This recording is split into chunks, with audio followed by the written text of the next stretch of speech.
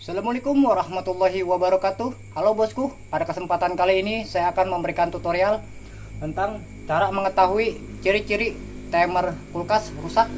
Sebelum saya memberikan tutorialnya atau memberikan penjelasannya, saya minta supportnya kepada Anda semua supaya channel saya semakin berkembang lagi dan saya juga merasa bersemangat untuk membuat konten. Jadi bagi yang belum tekan subscribe, silahkan tekan subscribe dan tekan lonceng. Oke, ditunggu tekan subscribe-nya bosku.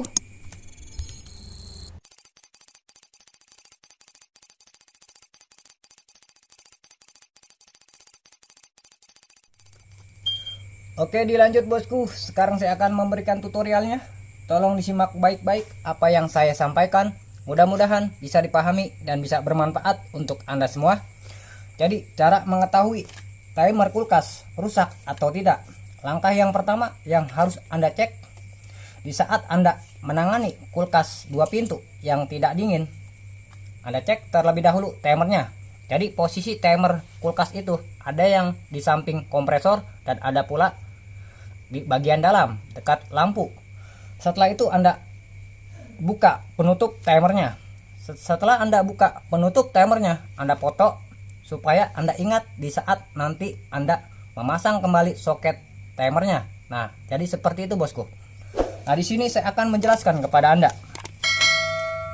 Harus Anda ketahui, timer kulkas itu ada 2 macam model atau ada 2 macam bentuk.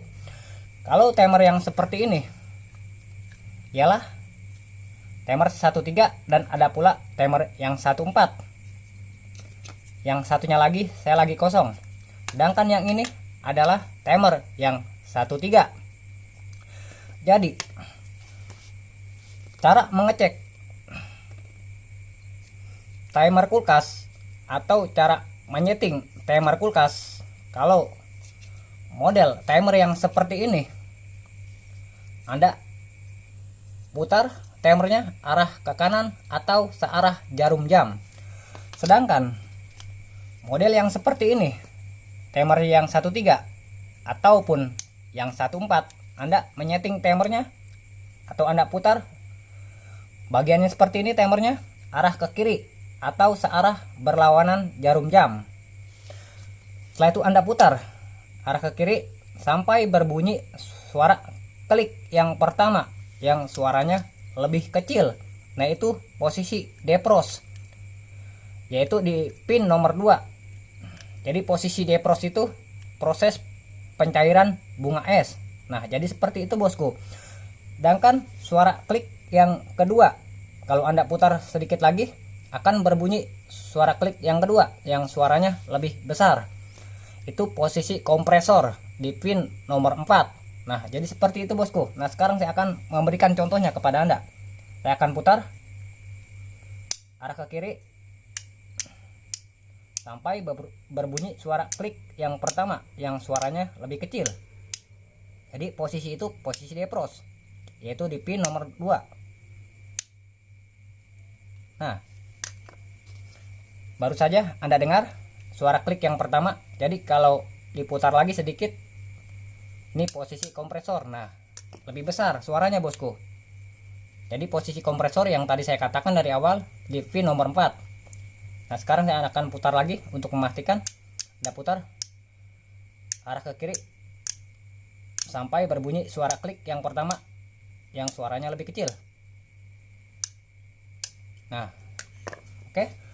Setelah Anda menyeting timernya, setelah itu Anda ukur memakai multitester atau memakai tang ampere. Jadi sekarang saya memakai tang ampere. Setelah itu saya akan mengubahnya dalam posisi 20K atau 20.000 ohm. Oke, jadi kalau saya mengubahnya dalam 200 ohm, dia tidak menyambung bosku apabila Anda menghubungkan posisi kaki timernya. Nah, jadi seperti itu. Jadi harus di posisi 20K atau 20.000 ohm. Nah, di sini saya akan menjelaskan kepada Anda supaya Anda lebih memahaminya. Jadi, kaki motor timer yang 13 kaki motornya, yaitu di pin nomor 3, di pin nomor 1 dan di pin nomor 3. Sedangkan kaki motor timer yang 14, kaki motornya berada di pin nomor 1 dan pin nomor 4. Jadi yang terlebih dahulu saya ukur, Anda hubungkan pentang ampernya di pin nomor 1 dan pin nomor 3. Kalau di sini Anda lihat ada hambatannya.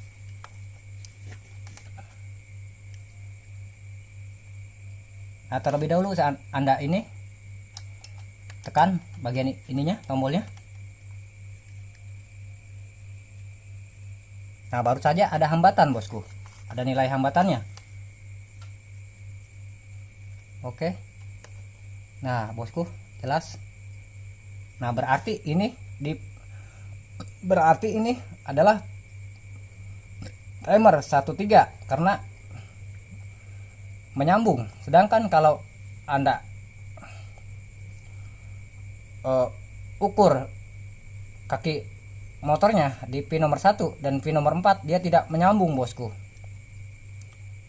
Berarti langsung kita simpulkan ini timer 13, bahwa timer yang seperti ini masih bagus, bosku. Saya tidak ada lagi timer yang 14 lagi kosong, bosku. Jadi cara mengukurnya atau cara mengeceknya seperti itu, bosku. Oke, kita langsung beralih ke timer yang seperti ini. Ini sudah pasti timer yang 13, bosku. Anda putar arah ke kanan sampai berbunyi suara klik yang pertama, yang suaranya lebih kecil daripada suara klik yang kedua yang suaranya lebih besar.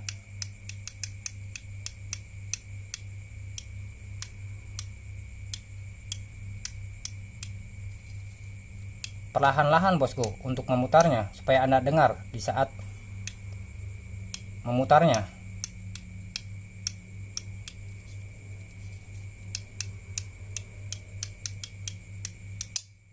Nah, itu suara klik yang pertama, bosku. Anda ukur di pin nomor 1.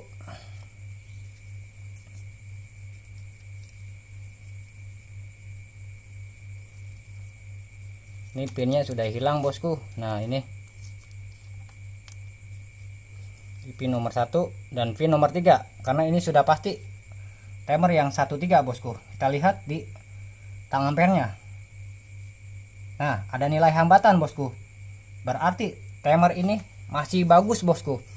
Jadi mengapa kulkas 2 pintu tidak dingin, padahal timer kulkasnya Anda cek itu masih normal atau masih bagus? Banyak kemungkinan yang terjadi. Bisa terjadi 3 kemungkinan kalau memang timer kulkas Anda sudah cek normal.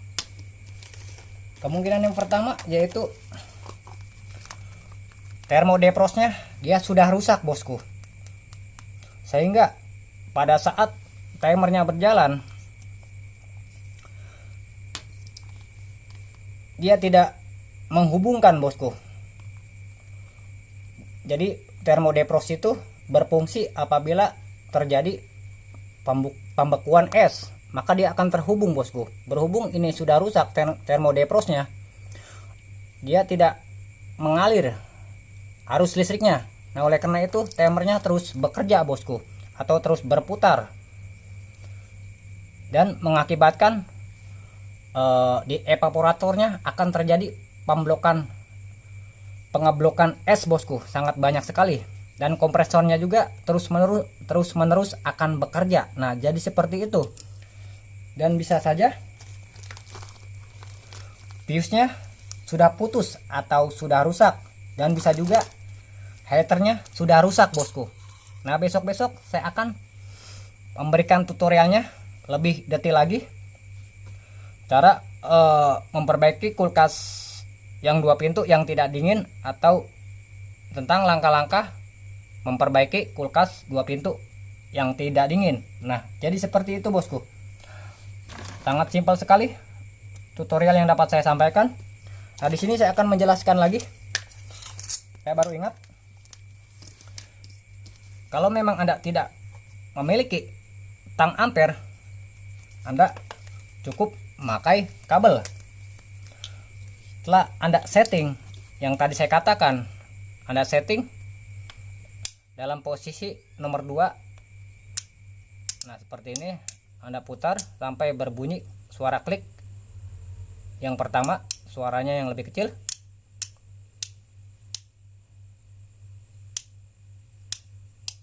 Nah, setelah itu Anda hubungkan kabelnya. Setelah itu Anda colokkan. Anda harus hati-hati untuk menempelkan bagian yang seperti ini, bosku. Di pin nomor 1 Anda hubungkan.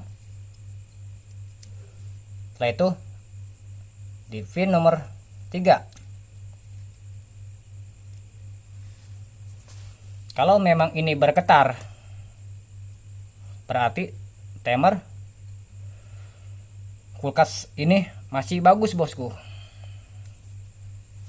Tapi kalau seandainya ini tidak berputar, bisa saja ini timer yang 14. Anda alihkan ke pin yang satunya di pin nomor 4. Nah, ada hubungan di pin nomor 1 dan pin nomor 4. Kalau seandainya bergetar, berarti ini timer yang 14 dan timernya masih bagus.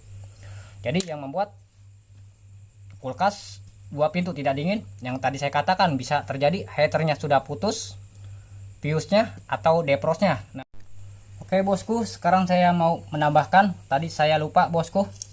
Nah, jadi pada saat Anda mengukur kaki motor timernya di posisi pin nomor 1 dan pin nomor 3 atau di pin nomor 1 dan pin nomor 4, kalau seandainya Anda ukur memakai tang ampere, tidak ada nilai hambatan, atau Anda cek memakai kabel tidak ada getaran sama sekali, berarti timer kulkasnya sudah rusak, bosku. Jadi Anda ganti dengan timer yang baru. Tapi Anda bingung timer yang berapa yang harus Anda ganti, karena Anda di saat Anda mengukur timernya tidak ada nilai hambatan sama sekali. Jadi Anda coba terlebih dahulu di timer yang 13.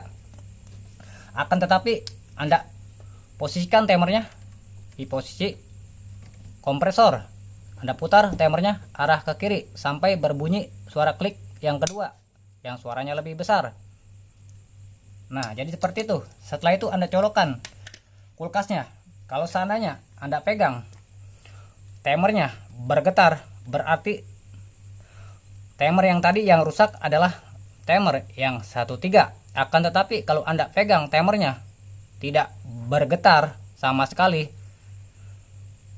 kemungkinan besar timer yang tadi yang rusak adalah timer yang 14. Setelah itu Anda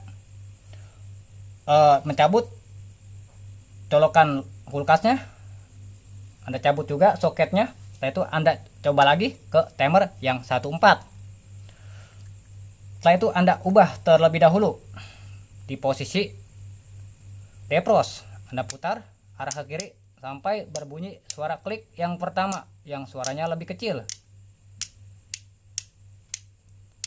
Jadi suara klik yang pertama yang tadi saya katakan dari awal itu posisi defrost di pin nomor 2. Dan Anda colokkan kulkasnya. Setelah itu Anda rasakan kalau memang timernya Anda pegang ada getaran, berarti timer tadi yang rusak adalah timer yang 14. Nah, jadi seperti itu bosku. Perbedaannya timer yang 13 ataupun 14. Jadi untuk lebih jelasnya, jika Anda ingin mengetahui cara kerja timer 13 ataupun 14, Anda lihat saja di playlist tentang kulkas. Nah, di situ ada tutorial yang menjelaskan tentang cara mengetahui timer 13 dan 14. Nah, jadi seperti itu bosku, supaya Anda lebih memahaminya tentang semua itu. Saya juga sebenarnya masih awal bosku, masih pemula, masih banyak kekurangan ilmu saya. Jadi intinya saya ingin berbagi ilmu bosku. Kalau memang ada kritikan dari Anda, silakan saja bosku. Insya Allah dengan senang hati saya akan menerimanya. Kalau memang ada yang perlu ditanyakan, silakan saja bosku. Insya Allah dengan senang hati pasti saya akan menjawabnya. Kalau sekiranya konten saya merasa bermanfaat untuk Anda semua, saya minta supportnya bosku, supaya channel saya semakin berkembang lagi dan saya juga merasa bersemangat untuk membuat konten. Jadi bagi yang belum tekan subscribe, silakan tekan subscribe dan tekan lonceng. Oke, kurang lebihnya saya minta dibukakan pintu maaf yang seluas-luasnya. Saya tutup. Wassalamualaikum warahmatullahi wabarakatuh.